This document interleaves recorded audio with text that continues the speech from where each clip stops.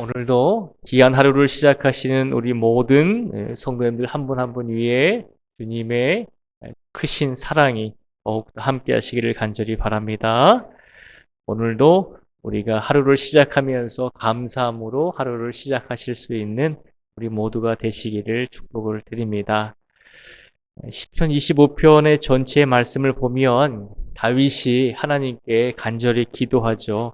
무엇을 위해서 기도하냐면 내가 지금 어려운 상황에 있습니다. 하나님, 내가 지금 힘들고 어려운 상황에 있는데 하나님 나를 좀 구원해 주십시오 라고 그렇게 기도를 하고 있는 내용이 전반적인 내용입니다. 그런데 제가 조금 전에도 말씀을 드렸지만 우리가 하루를 시작하면서 하나님께 감사하면서 시작을 했으면 좋겠다라고 말씀을 드렸습니다. 우리 하루하루를 바라보면 얼마나 감사한 일들이 많이 있는지 잘 모르고 살아갈 때가 많이 있는 것 같아요. 우리가 밤새워 편안한 잠을 자고 새벽에 두 눈을 뜨고 하나님께 나와서 예배 드리는 것 자체도 감사하잖아요. 그런데 우리가 행복하고 평안할 때는 잘 모르잖아요. 우리의 일반적이고 일상적인 생활이 얼마나 그것이 하나님의 큰 은혜였는지를 우리가 잘 모를 때가 많이 있습니다. 그런데 우리가 사고를 당하거나 우리의 육신이 아프거나 우리 마음대로 우리의 의지를 가지고 우리의 몸을 마음대로 움직이지 못하게 될 때 그때가 돼서야 비로소 우리의 평범한 일상이 얼마나 감사한 일이었는지를 깨닫게 되는 것 같습니다. 다윗이 오늘 하나님께 기도하면서 하나님, 내가 어려움에 빠져 있습니다. 내가 힘들고 지친 상황에 있습니다. 라고 기도하면서 다윗이 오늘 본문 말씀을 보면 전체적인 말씀은 하나님께 자신의 어려움을 호소하고 있는데 그럼에도 불구하고 다윗이 오늘 본문 말씀 중에서 하나님께 간절하게 영광을 돌리며 하나님께 의지하고 있는 말씀이 있습니다. 12절부터 14절을 말씀을 보면요. 다윗이 이렇게 기도를 하죠. 12절 말씀을 보면요. 여호와를 경외하는 자 누구냐? 그가 택할 길을 그에게 가르치시리로다 라고 말하고 있습니다. 자신의 힘든 상황을 하나님께 기도하고 있음에도 불구하고 다윗은 12절에 보면 여호와를 경외하는 자 누구냐? 그가 택할 길을 그에게 가르치실 것이다 라고 그렇게 외치고 있습니다. 하나님을 경외하는 자에게 하나님께서 택할 길을 그 경외하는 성도에게 가르쳐 주신다는 것입니다. 힘들고 어려운 가운데서도 이런 고백을 하잖아요. 내가 감사할 것이 아무것도 없다라고 생각하는 가운데서도 다윗은 하나님께 고백하잖아요. 하나님께서는 분명히 하나님을 경외하는 자들에게 하나님께서 우리가 가야 할 길을 가르쳐 주신다는 것입니다. 이 말은 다른 말로 표현하면 하나님께서 날마다 우리의 삶을 인도하여 주신다는 것입니다.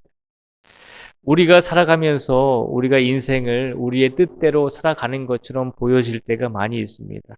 우리가 결정하고 우리가 선택하고 우리가 어떤 것에 정확한 정보와 상황을 판단하고 우리가 스스로 판단해서 그렇게 결정을 내려서 내 인생을 주관적으로 살아간다라고 생각할 때가 많이 있습니다.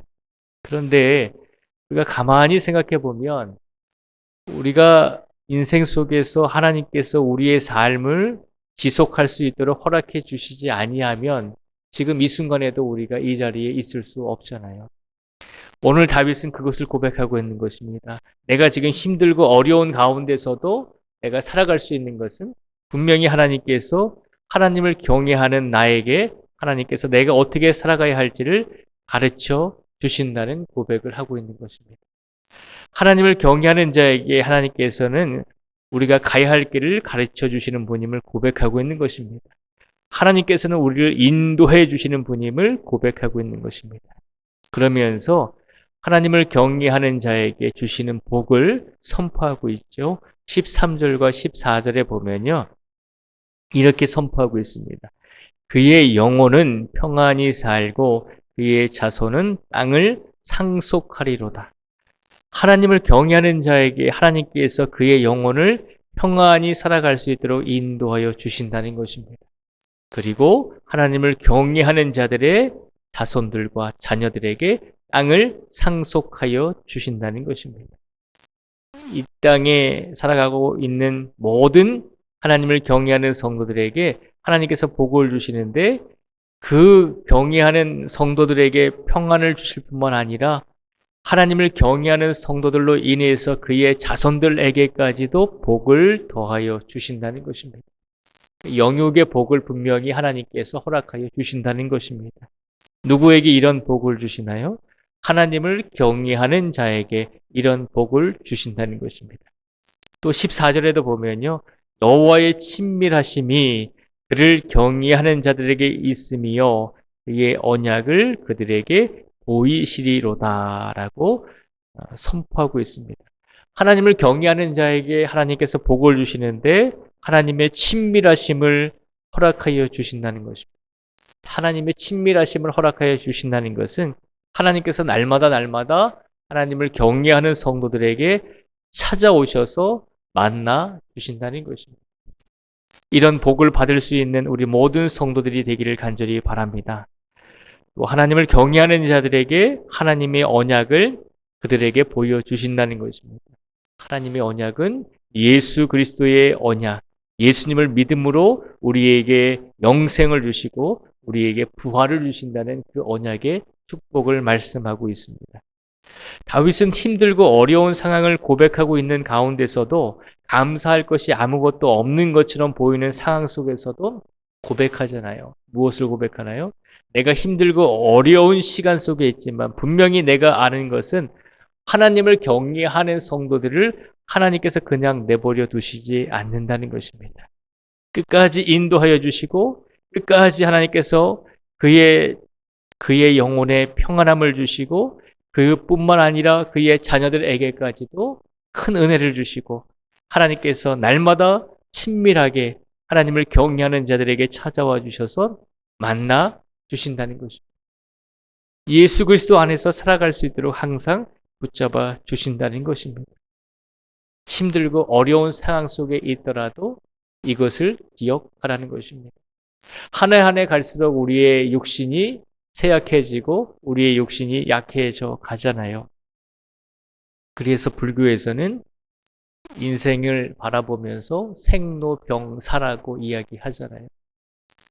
우리 기독교에서는 그걸 꼭 잊어버리는 것 같아요. 생로병사 중에 병이 없는 것처럼 생각할 때가 많이 있거든요.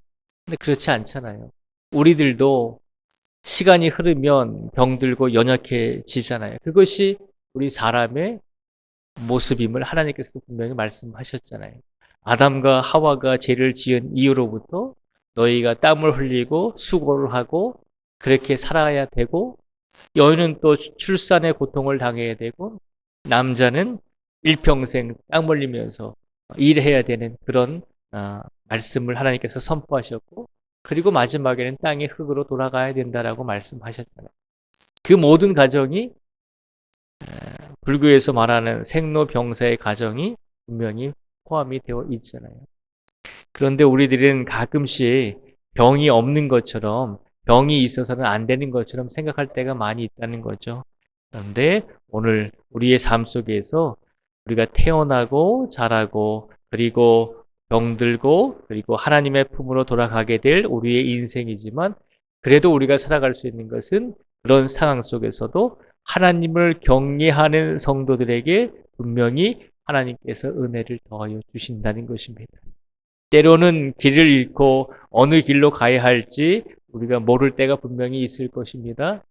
그런데 분명히 기억하시기 바랍니다. 어떤 상황 속에서도 오늘 하나님께서 우리에게 어떤 시간을 주시든지 하나님을 경외하는 자들에게 분명히 길을 알려주신다는 것입니다. 그러니 오늘 우리에게 어떤 일과 어떤 상황이 맞닥뜨려지더라도 항상 오늘 하나님께서 말씀해 주신 하나님을 경외하는 자로서 삶을 살아가시고 그리고 하나님을 경외하는 자로서 삶을 살아가심으로 하나님께서 우리에게 오늘도 분명히 복을 더하여 주신다는 사실을 믿으시고 오늘도 온전히 하나님과 함께 삶을 살아내실 수 있는 우리 모두가 되시기를 주님의 이름으로 축복을 드립니다. 기도하겠습니다.